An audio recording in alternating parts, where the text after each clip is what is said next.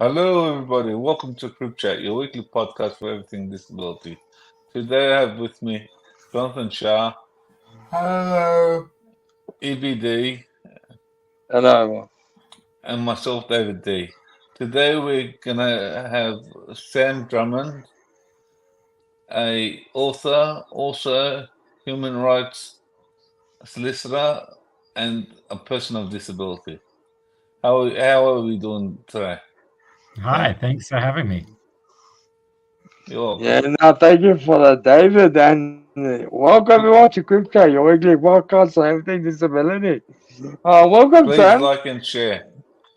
Awesome, thank you, David. Uh, yeah, pleasure to have you on the show today. So, Sam, please tell us a bit about yourself. Yeah, really good to be here. I am coming from Melbourne on Wurundjeri land. It's quite hot here, and so I've just come from the pool, which I do quite often. And I grew up in country Victoria. Um, I have a form of dwarfism which impacts um, the growth of my limbs and the health of my joints, and it required a lot of surgery as a kid. So I grew up in a single parent household. It was me, my younger brother, and my mum, and we moved from place to place. And but we had to face things like coming down to Melbourne quite often for medical appointments and surgeries, and navigating all the public system, which puts up the barriers that we now know as disability. And so I guess I enjoyed my childhood, but there were quite a lot of things that were difficult, and I really wanted to move away from where I'd been. So I set my sights on studying law, and um, had a lot of support around me to get me into the course that I wanted at Monash Uni down in Clayton, and moved when I was 18. And so when I got to uni, I worked out that law is a pretty dry topic when you're doing most of it, and got a little bit bored of that, so started doing community radio, and that was a real eye opener because I found a lot of my people. I found that people with disabilities so often are told that their voice doesn't matter, or that it's the voice of other people who should be talking for us. But suddenly I had a microphone and I could talk about what I wanted. My first show was about cheese. Mm. And or I just did shows about the music that I liked, and got to play what I wanted to play. So that was really empowering, and it led to a Yeah, career in media, in commercial radio and at the ABC. And then I worked in politics for a bit, spent about 20 weeks a year in Canberra, and the flight got a bit too much. So I ended up going back to my area of study and working in law as a lawyer in human rights and disability. And so um, my area of focus now is a lot of disability rights, and some other rights, because we sort of we recognize, I think, that a lot of um, the real disadvantage in our communities happens when there are multiple forms of disadvantage, and that might be, it might be from people from different backgrounds, or people of different genders, or having multiple forms of disabilities, or even coming from the country.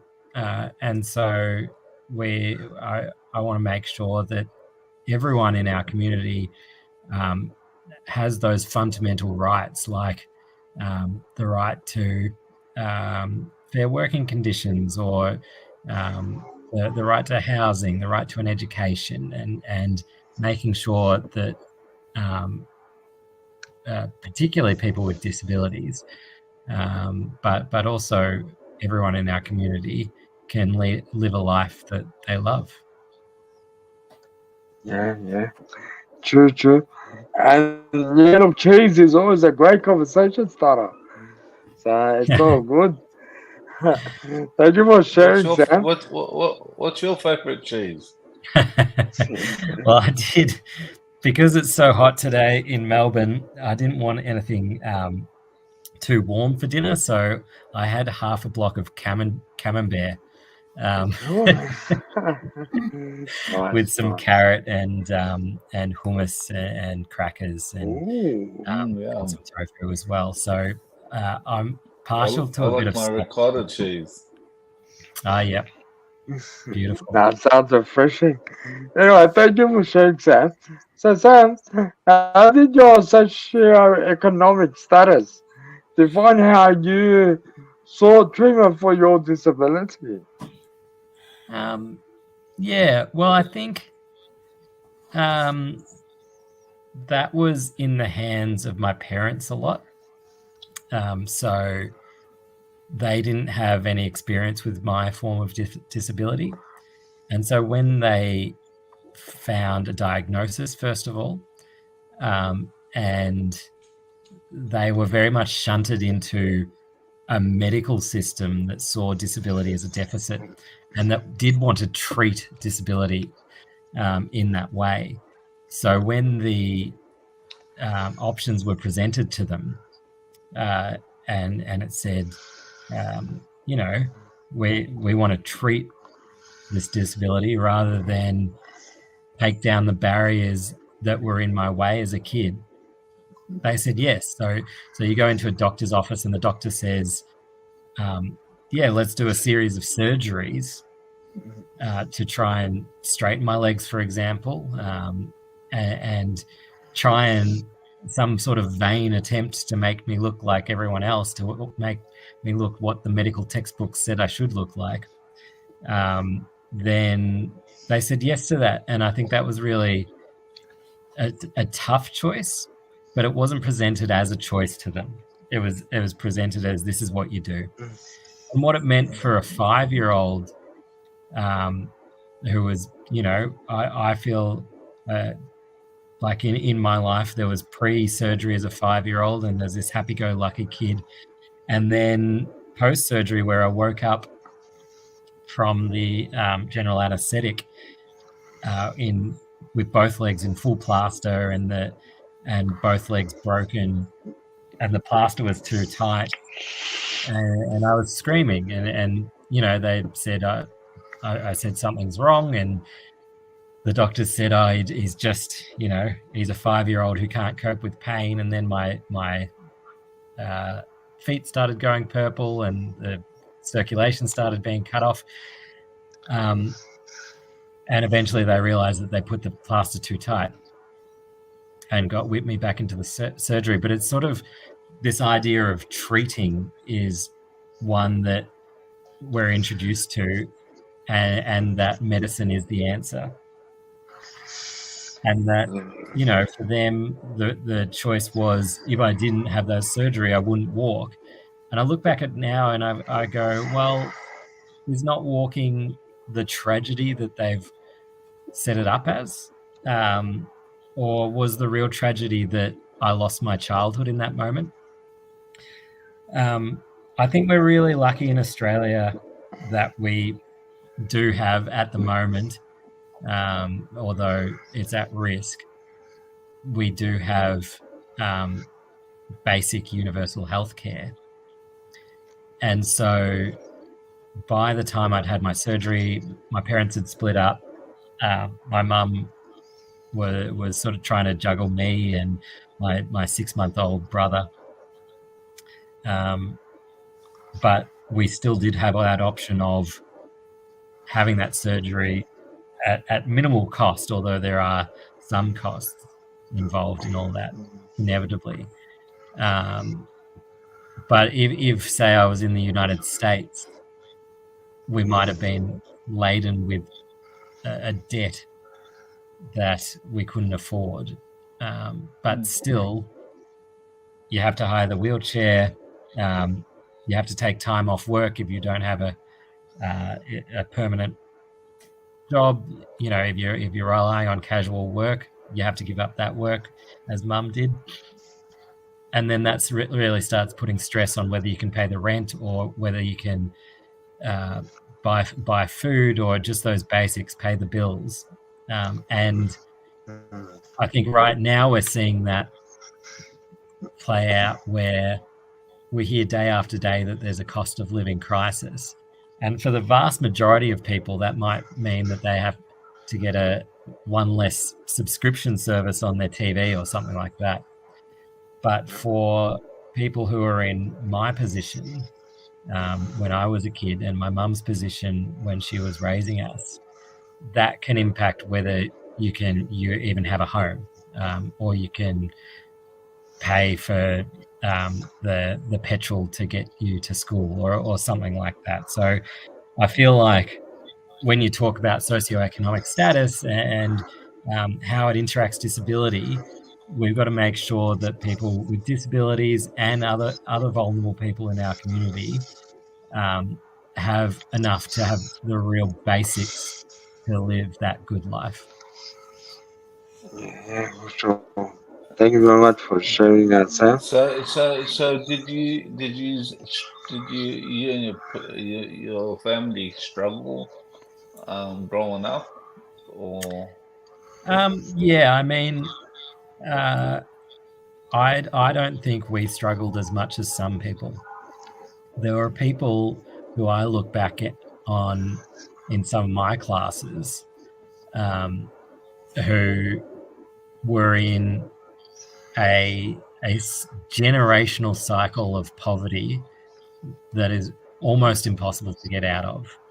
And I was just really lucky that I had some close friends and excellent teachers who recognized that, you know, if I had a bit of a leg up, I could get into law school. I could, you know, follow my dreams in radio. But not everybody has that. And what I think that we have to make sure we all have to do is look at those people around us, look at our neighbors or those in our classrooms, and those who might be in our extended family. And if they need that leg up, then just reach out to them, because a single conversation can change a whole life.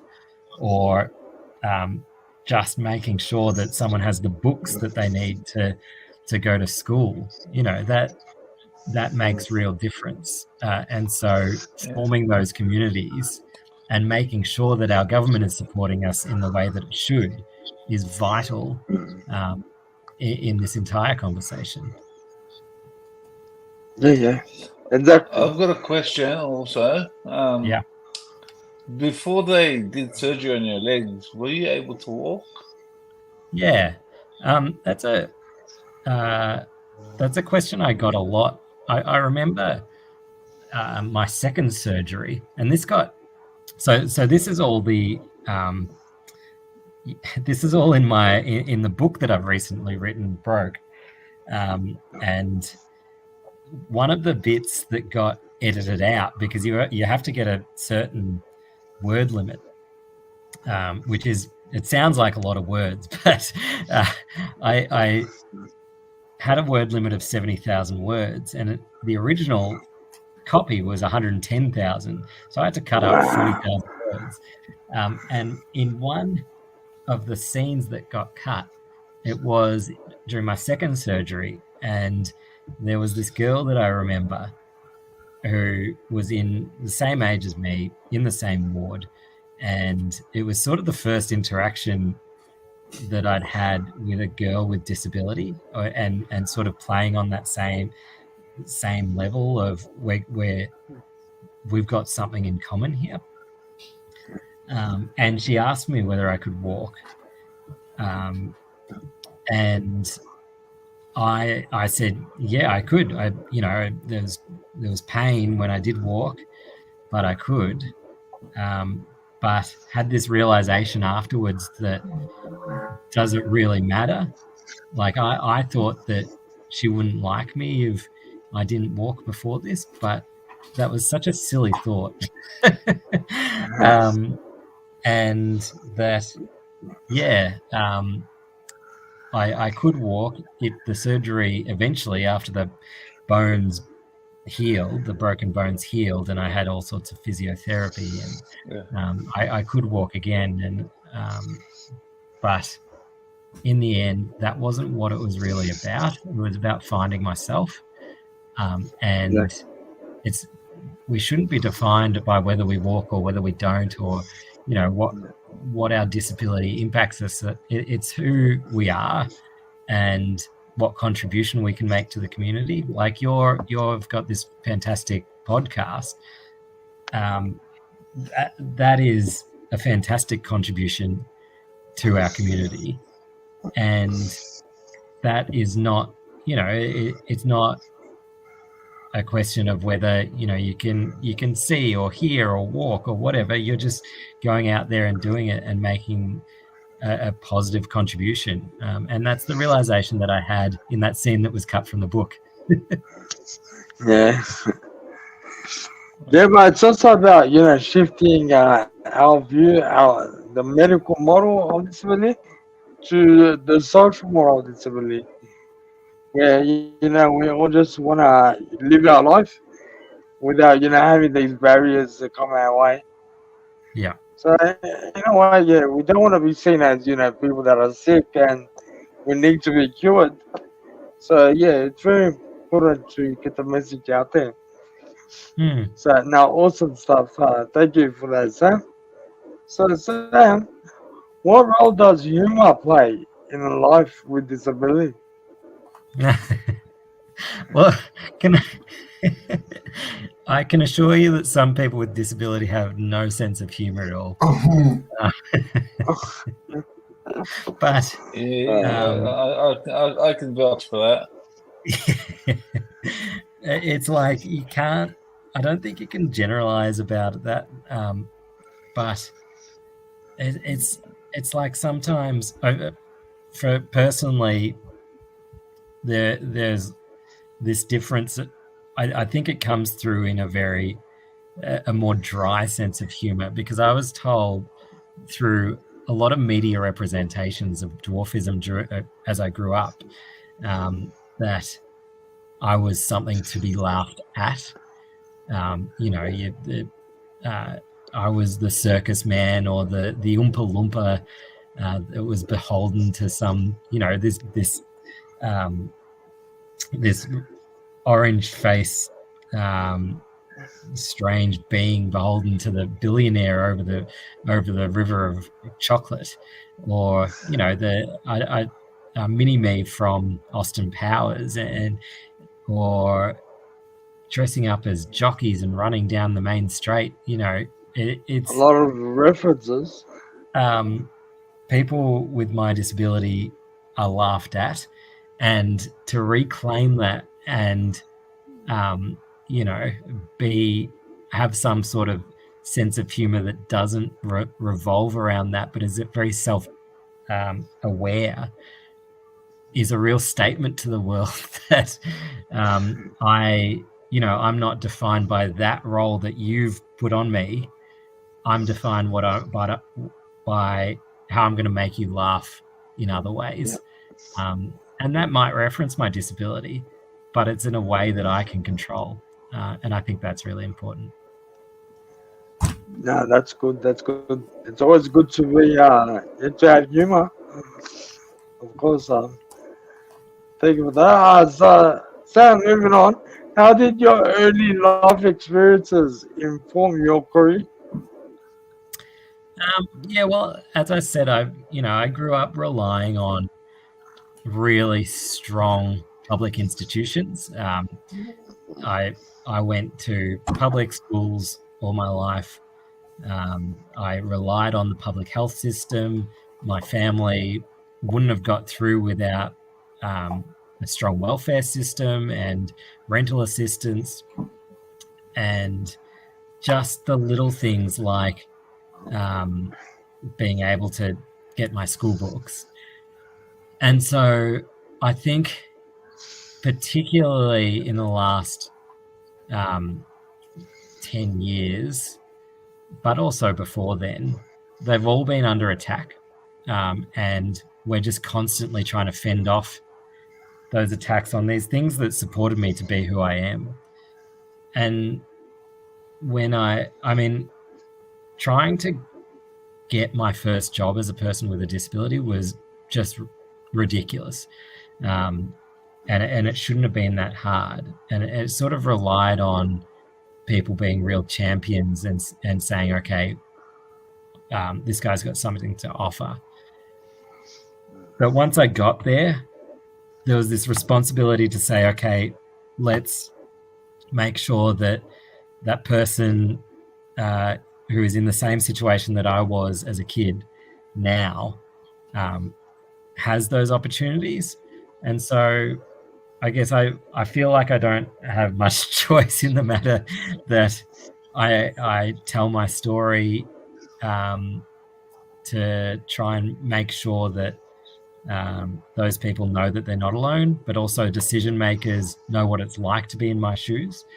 And that in my other work, I'm fighting for fairer laws for us all so that, you know, people with disabilities have access to a quality education, or a vision impaired person with a guide dog doesn't get refused from a taxi or a rideshare service, or a person getting sacked from their job just because they need flexible working arrangements has fair recourse. I mean, these are the things that get me up in the morning, and I don't think I could ever be one of those people who's just like, I'm going to do the job that pays me the most, because I don't think I'd be true to those early life experiences. Exactly. Yeah. You gotta have the passion. That's what it's all about. Cool.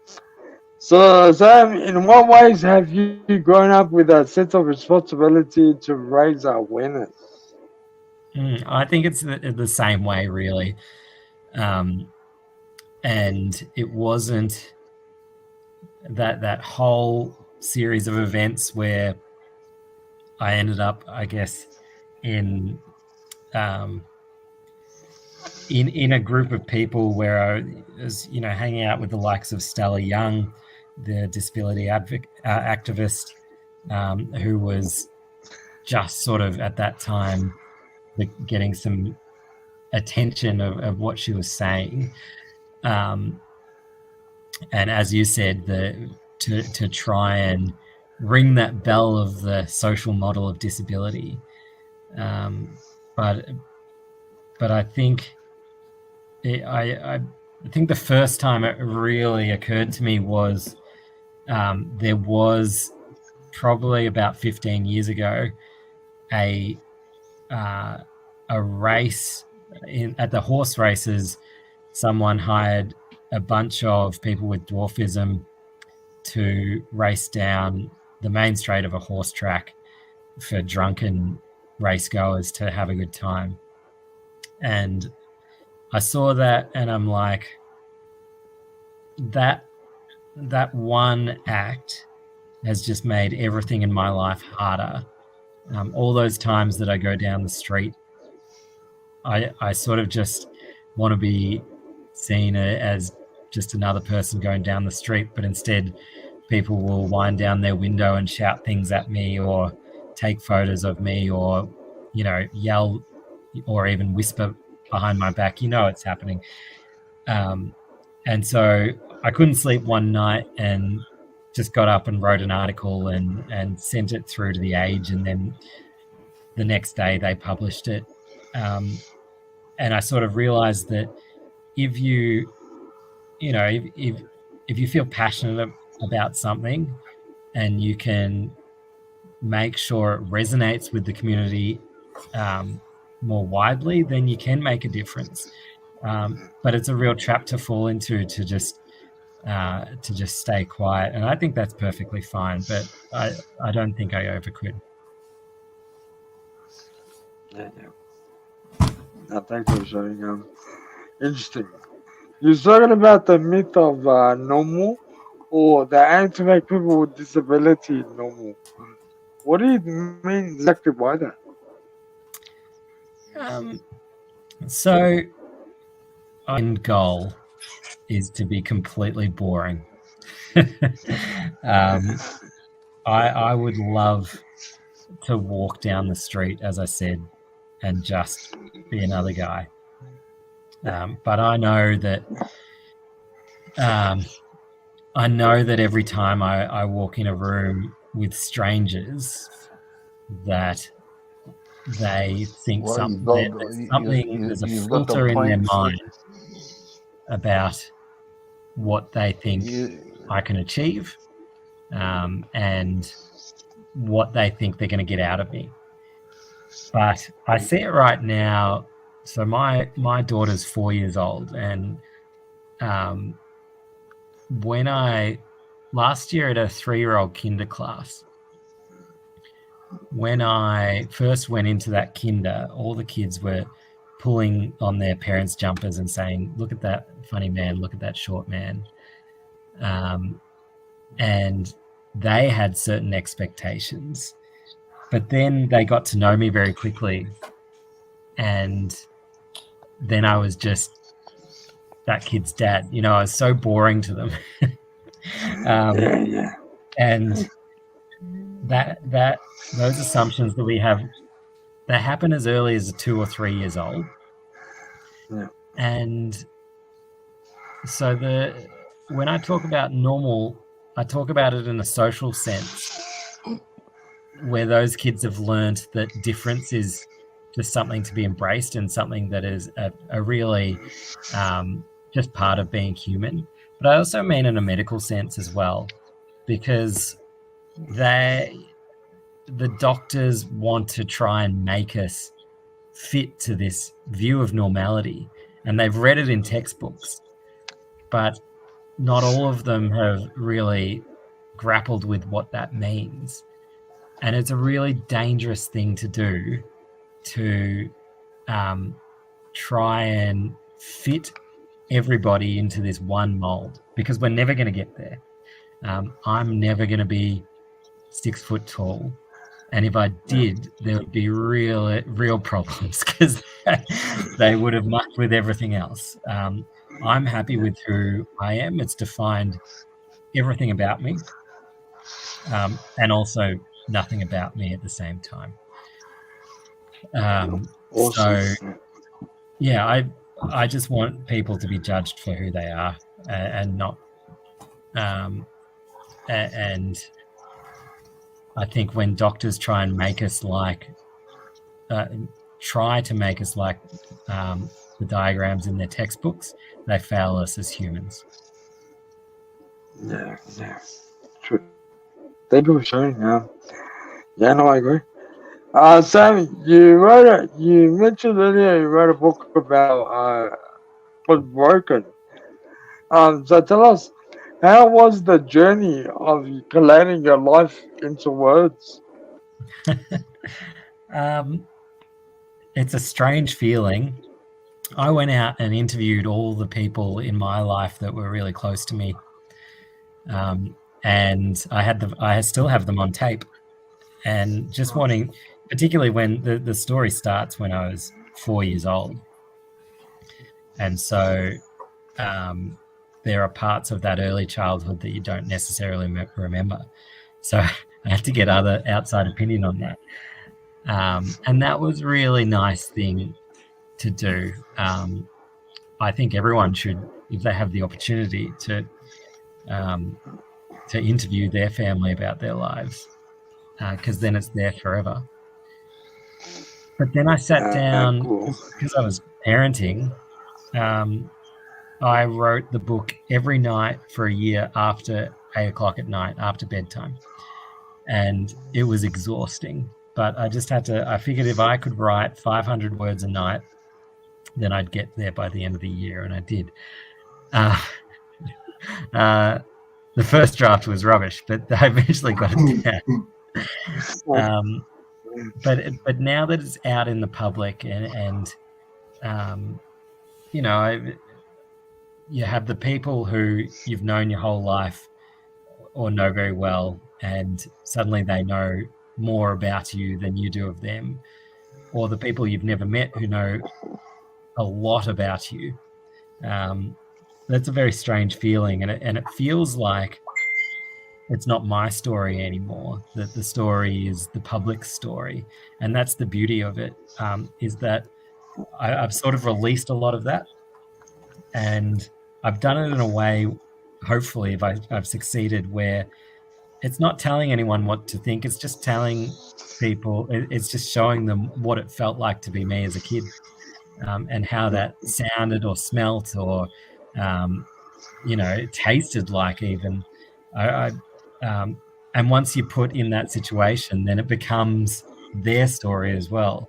And some of the stories now, or some of the parts of the book, I've even forgotten that they're my story because people just relay it to me. And it's really interesting seeing people's reactions because they see themselves as a mirror. And so if they have a disability, quite often they'll talk to me about the bits about disability, or if they've grown up in a single parent family, they'll really resonate with that part. Or if they grew up in 90s Melbourne or 90s Australia, there's a lot of references there of what that was like, and that's what they resonate with. The same goes with the growing up in a drought in the country. Also, all those little bits that people come and say, that bit was the bit for me, and that's really rewarding, even though it was exhausting. Interesting. And has your book been published yet? Yep, it's out. Look, I'd like to say all good bookstores. It came out in June in 2023, and it's also an accessible formats like audiobook, ebook, and you can order it online as well. Awesome. Just give us a copy of the link to purchase it, and we'll put it up. But for the audience out there, make sure to grab a copy. It sounds like an interesting story. And if So you've got thank you any very much for that, questions, Sam. please Sure. write them in the comments. Yeah. Thank you, David. So, Sam, were there any challenges in confronting the aspects of your past? Yeah, I think inevitably it's a very, very personal story. And so with that, there are parts of it that are very raw to the bone of my close family, particularly my parents. And so I think that's really hard for them to read. And that dynamic between us is pretty difficult. Like, you give up something when you become the storyteller. And I hope I did people justice. I showed everyone with their flaws, including myself. I tried to be harshest on myself, I think. But when you show other people's flaws as well, like, nobody's perfect, but it's really hard to read that. And I think that was probably the most confronting thing. Interesting. Thank you for that. Sam, what advice do you have for others growing up under economic stress with a disability? Yeah, I think just that you're not alone. That it might seem every day is just another battle, but there are other people who are in the same situation or a similar situation, and that there is help out there. I mean, I think this happens quite often with people with disabilities. That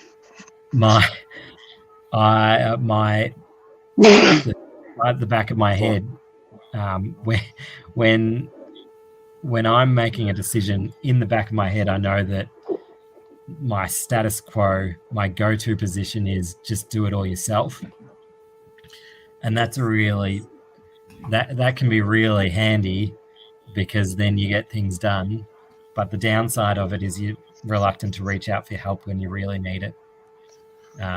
And so, just to if I was speaking to a 15-year-old Sam, I'd just say reach out for that help. You're not alone. Now, thank you for sharing, Sam. To the CripChat team, do you have any final thoughts or questions you want to ask?